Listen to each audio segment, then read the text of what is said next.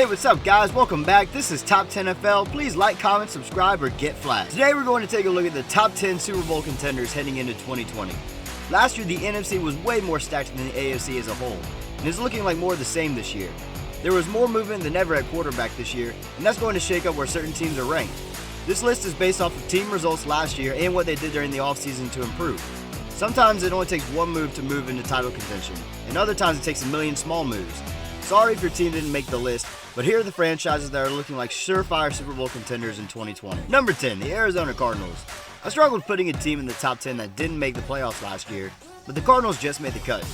Last year, Kyler Murray had a spectacular rookie year that made him look like he might pull a Lamar Jackson and light the league on fire. And it doesn't hurt that he has a shiny new weapon in all-pro wideout DeAndre Hopkins to line up alongside Fitzmagic and Christian Kirk to form one of the deadliest trios in the whole league. Kenyon Drake broke out at running back, and they also have plenty of returning starters on the defensive side of the ball, led by Patrick Peterson and Chandler Jones. They arguably got the steal of the draft in Clemson linebacker, cornerback, and safety Isaiah Simmons to basically be the Taysom Hill of the defense. Cliff Kingsbury looked like he could be a competent head coach from how his first year went. And even though they have a tough route being in the West, look for the Cardinals to make some noise in the loaded NFC. Number 9, the Dallas Cowboys. I might get some downvotes for this, but the Cowboys are actually a pretty good team. Regardless of what Stephen A has to say, his boys have the talent on both sides of the ball to make some noise in the playoffs. That is, if they make the playoffs, which is anything but a given for them. They finally realized that Jason Garrett was not the guy for the job, as they replaced him with longtime Packers Super Bowl winning head coach Mike McCarthy, who I think will have this team win at least 10 games this year.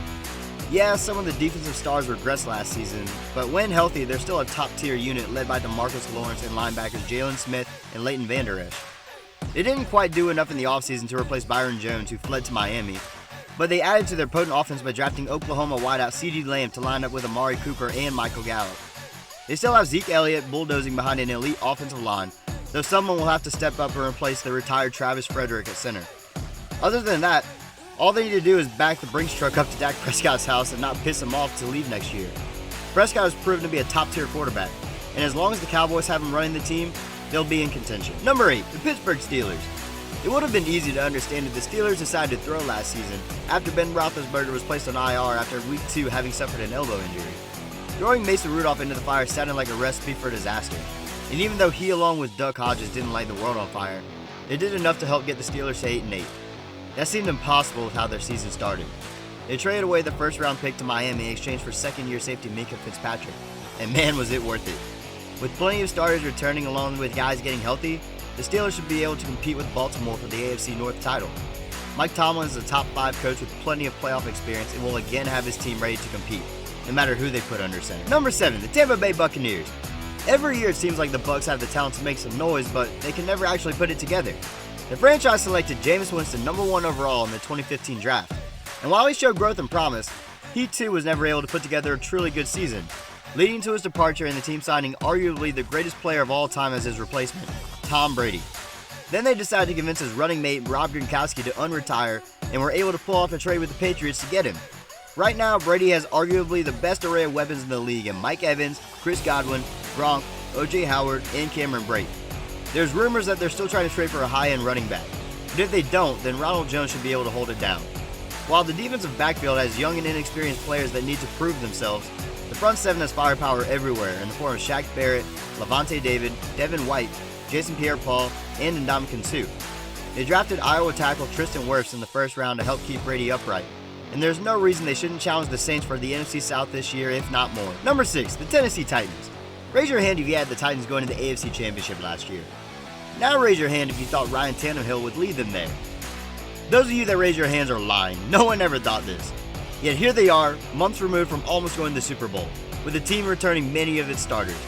I'll admit I'm not a fan of them letting go of Jack Conklin and trading away Jarrell Casey, but they do have Jeffrey Simmons to replace Casey while drafting Georgia tackle Isaiah Wilson and LSU cornerback Christian Fulton in the first 2 rounds.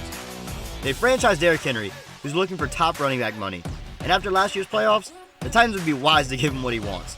He literally carried that team to the AFC title game, and with him and others like A.J. Brown getting a taste of playoff success, there's no telling what they'll be able to do this year. Number 5, the Seattle Seahawks.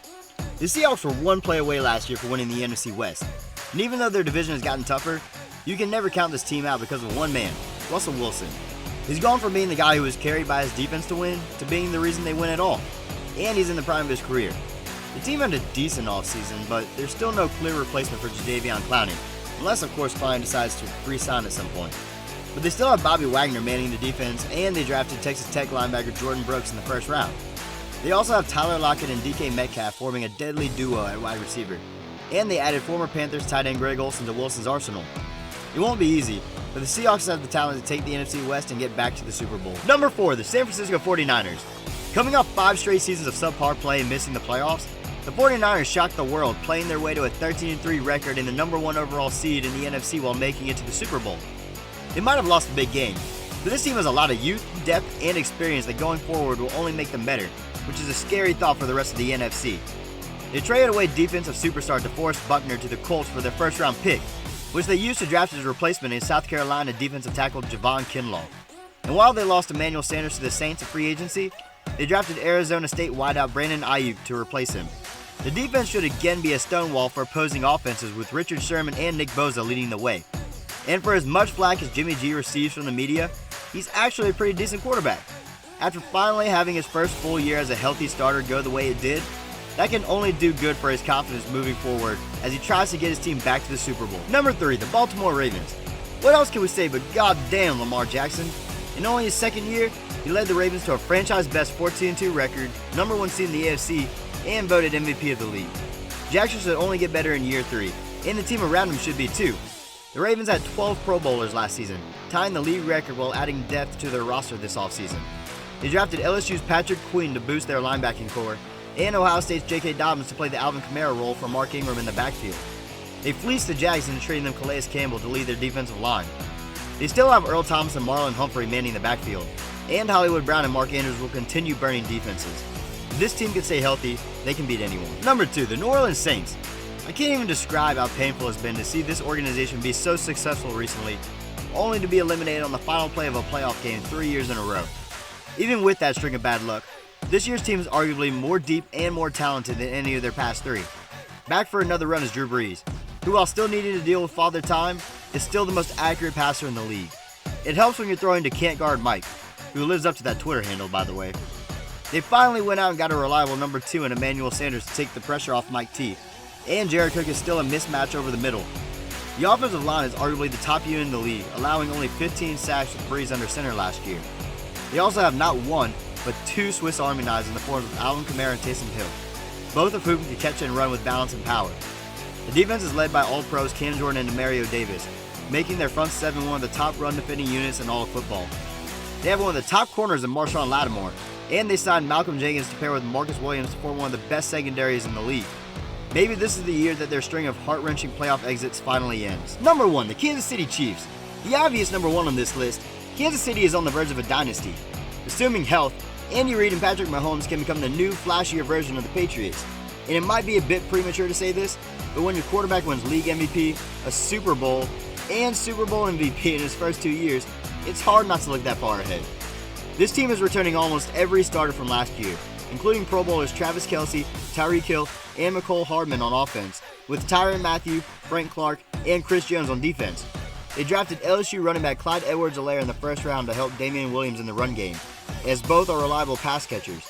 This team will need to improve on the back end, but this team as a whole has reloaded and is ready to take the claim every year as the team with the best chance to win it all, because they have the best player in all of football. Anyway, that's all for today. Thank you guys for watching. I hope you enjoyed this video. Please like, comment, subscribe, or get flagged. This is TOPTENFL.